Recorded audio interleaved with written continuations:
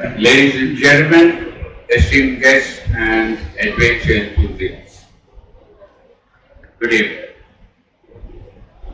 When we talk about any kind of tourism in Kerala, one name keeps popping up, whether it is Deepak Deva or whether it is Najib or anybody else. One name keeps popping up, and I'm going to talk about that particular name before I start my presentation.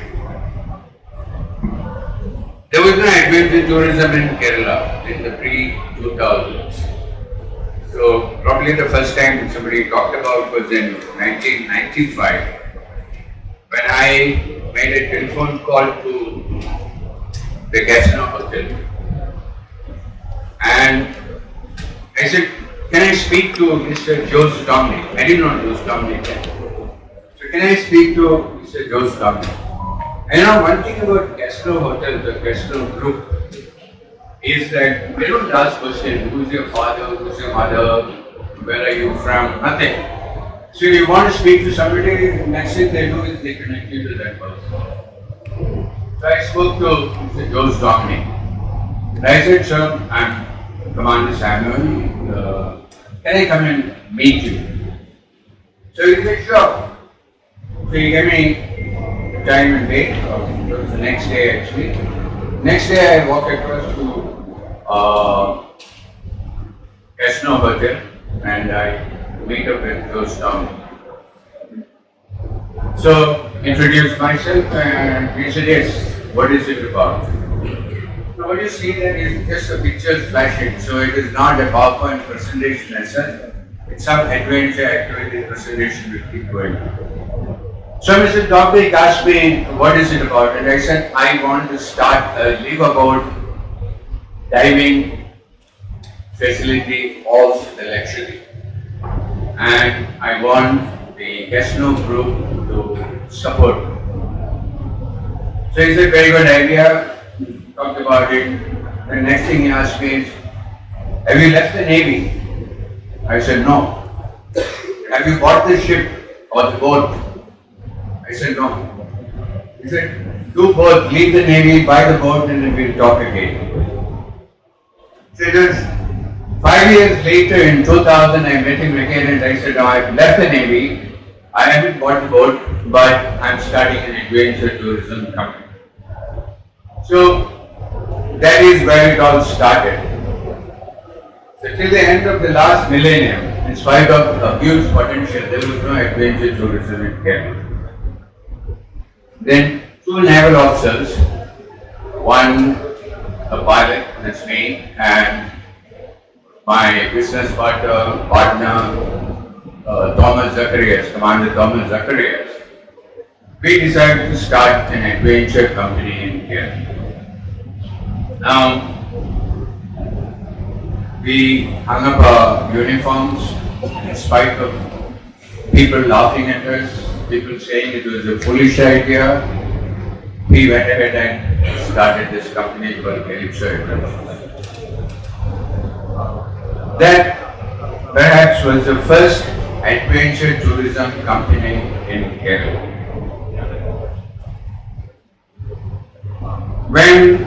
Till then, adventure meant adventure in the Himalayas. Trekking, whitewater rafting, all kinds of things in the Himalayas. So we started with a tagline. We called it Adventure Beyond the Himalayas. So Calypso Adventures started operation. Our problem was we didn't have any guides and there were no qualified guides available in the state. The only possibility was to get some qualified guides from the north, but that is not really a viable idea because our capital, we started the company with a capital of 1 lakh rupees, 100,000 rupees. So there was, hardly any money there for hiring guides from the north. So we picked up two guys literally from the streets, youngsters. We said, you're going to be adventure guides and we will train you. So over the next few months or actually years, we trained them in adventure activities, we trained them in safety aspects. we taught them English and we made them into guides. Now, the next problem was we didn't have a template to follow. First of all, we didn't have any idea about starting a company. And we didn't have there was no adventure company in Kerala, so we couldn't follow a template. So we made our own template. We formed our own safety guidelines and we formed our own SOPs. And we were in action. It took over 1 year to get our first client. That is a name that we'll never forget. Dr. Page just went through a separation from his wife, divorce from his wife, and he came to us for a trekking expedition. He was the first guide, thanks to a company called Kerala Connections and Dinah Surrett, whom I met during the first KT. So that went out well. He was happy, we were happy, but nothing else happened after. 3 years passed, there were hardly any business and we were wondering what to do. My partner was telling me, you go start flying commercial, make your this thing, forget about Calypso Adventures. I said no. We are obstinate, we started something and I'm not going to leave. So it was in the year 4 that things turned around. They say that fortune favors the brave. Actually, I would say the fortune favors the foolish. Because we were foolish in going through this 3-4 years of trying to be adventure tour operators. But year 4 saw business turning around and the graph started going up. The last few years of hard work was finally paying off and the graph was showing a gradual but steady climb. Till, of course, when COVID hit and brought all of us down to Mother Earth. But we are back again in post-COVID and things are looking good. So, from that time onwards, we introduced a lot of new activities that you've seen on the screen here. We started, trekking of course was the first activity. We started cycling across Kerala. We offered 14 days of cycling in Kerala. We started handling small groups, 5 days, small groups, medium groups, and big groups. And by big groups, I mean 100 plus cyclists on the Kerala roads. Then we went to Rajasthan, we did cycling there. So soon enough we were operating literally all over India. Definitely lots in something. So that was the beginning of adventure. In the years that followed, there were not too many people who started adventure community. A few years later, the first company that started after that was Muddy Boots, Pradeep Bhoti here. And slowly, over the years, things started changing and more people started coming into adventure.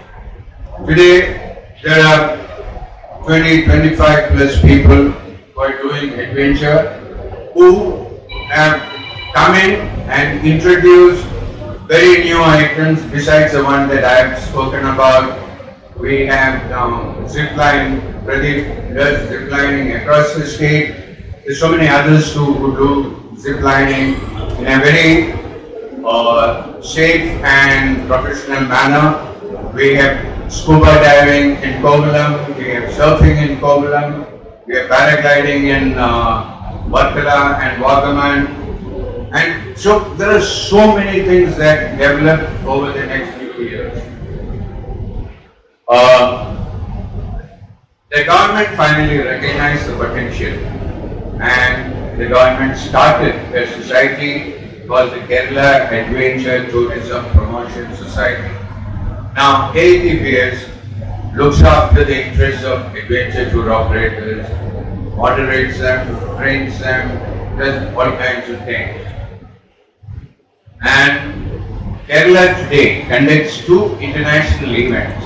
One is the Malabar Kayaking Festival at Chalipura in Kozhikode and the International Paragliding Festival at Vaganam. This has become very famous and there are a lot of people from across the world who come to attend. Now, the changing landscape of global tourism. So by the turn of the millennium, people started looking for active holidays.